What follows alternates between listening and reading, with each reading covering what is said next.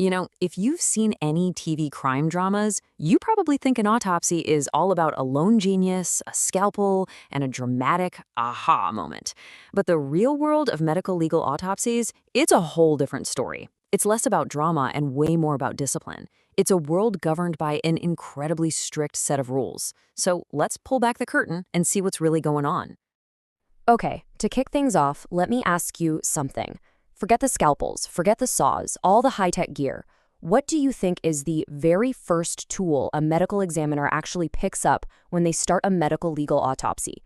Just give it a thought. Believe it or not, it's a pen. That's right. Yeah, before anyone even thinks about making an incision, there's a mountain of paperwork that has to be reviewed, signed, and completely understood. Because a medical legal autopsy isn't just a medical procedure, it's a legal one, and every single step is dictated by a strict official protocol. And that actually brings us to the first major phase here. See it to decide, hey, I think I'll do an autopsy today. The entire process has to start with an official legal mandate from a very specific authority. So who has that kind of power? Well, as you can see here, the order has to come from one of three places: a police officer of a certain rank, a magistrate, or a coroner. It's a really rigid chain of command, and it's there to make sure the whole examination is legally justified from the absolute get-go. Once that order is given, the medical examiner doesn't just get the body. What they get is a whole dossier, basically a crucial case file of paperwork that gives them all the initial context for the entire investigation. And this paper trail, it is absolutely essential. It's got the official legal request, hospital records if there are any, something called a dead body challan, which is just the formal document confirming the body's been officially handed over, and a really critical document called the inquest report. Each document adds another layer to the story before the physical exam even starts. So what exactly is an inquest report? Well, it's pretty much what it sounds like.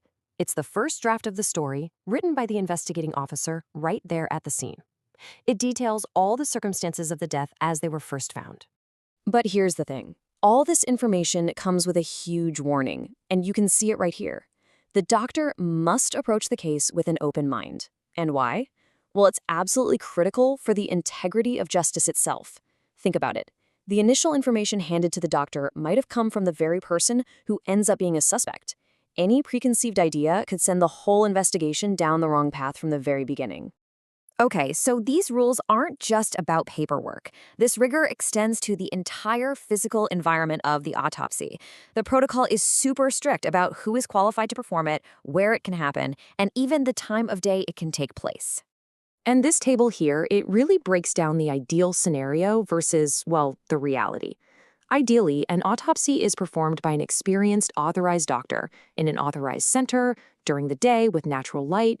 But hey, rules have exceptions, right? If a body is too decomposed to move, it can be done on site. If a case is urgent, it might have to be done at night. And unfortunately, sometimes due to shortages, a less experienced doctor might have to step in. And now we get to what is, without a doubt, the single most important preliminary step in this whole process.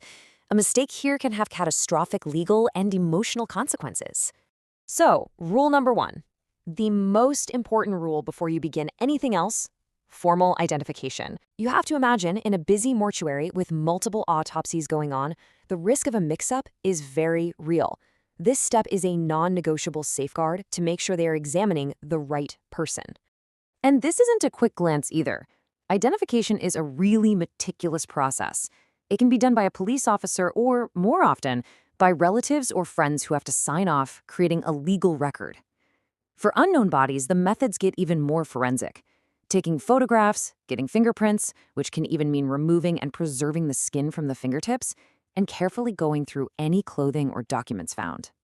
All right, so we've got the legal order, the paperwork's all there, the body is officially identified. Now what? Well, as the actual examination starts, a whole new set of rules comes into play to govern the doctor's conduct and make sure the findings are totally sound. The main thing here is creating a record that is absolutely rock solid. Everything has to be documented right then and there. Nothing is ever left to memory.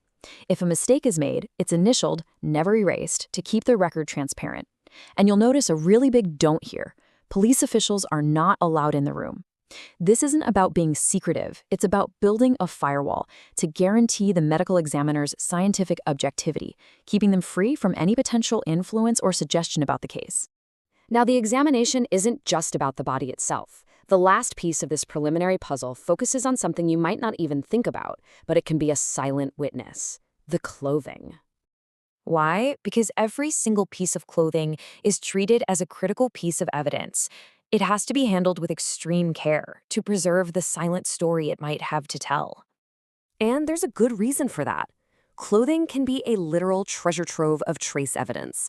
We're talking about microscopic hairs and fibers from an attacker, tiny fragments of glass from a car crash, or even firearm residue that can help piece together what happened. If you mishandle the clothes, you could destroy that vital evidence forever. Now, this is a really fascinating forensic detail. A cut in a shirt might not line up perfectly with a wound on the body. That's not a mistake. It's actually a huge clue. It can tell you about the person's posture during an assault, maybe showing how they were trying to defend themselves as their clothes bunched up or shifted. So, to make sure all this evidence is protected, there's a very strict chain of custody. The clothing is carefully taken off, it's air-dried if it's wet to stop mold from growing, and then it's sealed in a packet that's signed by the medical examiner before it's handed over to the police for more analysis. So you take all these rules, the legal stuff, the paperwork, the ID checks, all these strict protocols, and they all lead to this one powerful idea.